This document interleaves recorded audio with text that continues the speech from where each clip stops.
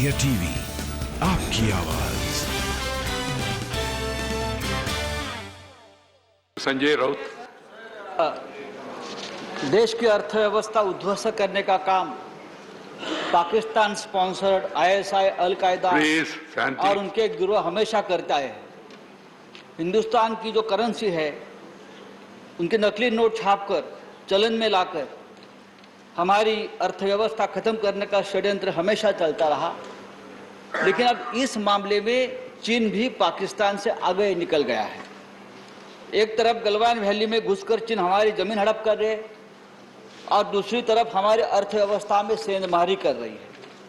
Sir, कल ही Delhi police के special cell की आईएफएसओ यूनिट ने एक इंटरनेशनल गैंग के 8 ठगों को गिरफ्तार कर लिया और वो चीनी ऐप से लोन दिलाने के नाम पर बड़ी मात्रा में ब्लैकमेलिंग कर रहे थे। अब तक लाखों लोगों से हजारों करोड़ रुपए की ठगी लोगों ने की है। उनके सिर्फ बैंक खाते से ही पता चला है कि सिर्फ 15 दिनों में उनके बैंक खाते में 10 करोड़ रुपए जमा हुए थे। पुलिस को अब तक ऐसे 25 खातों का पता चला है और उसे अंदाज आता है कि ये क्राइम कितना गंभीर और चिंताजनक है। ये मामला सिर्फ पैसों की ठगी का नहीं है सर, ये मामला देश की सुरक्षा का भी है।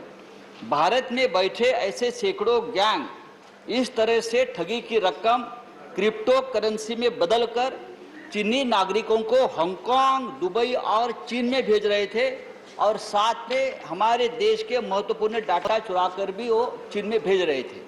सर, हमारे देश में 60% चाइनीज मोबाइल यूज हो रहे हैं, 50% से ज़्यादा चाइनीज मोबाइल ऐप यूज हो रहे हैं।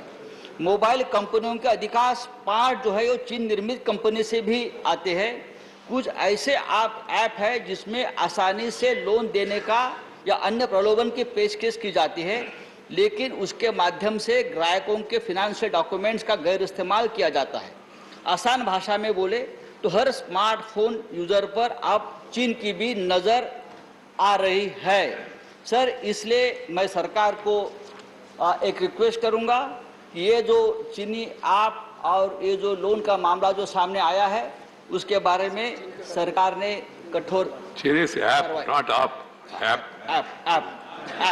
मैं आपके ये दिल्ली की बात है, इसलिए आप और ऐप का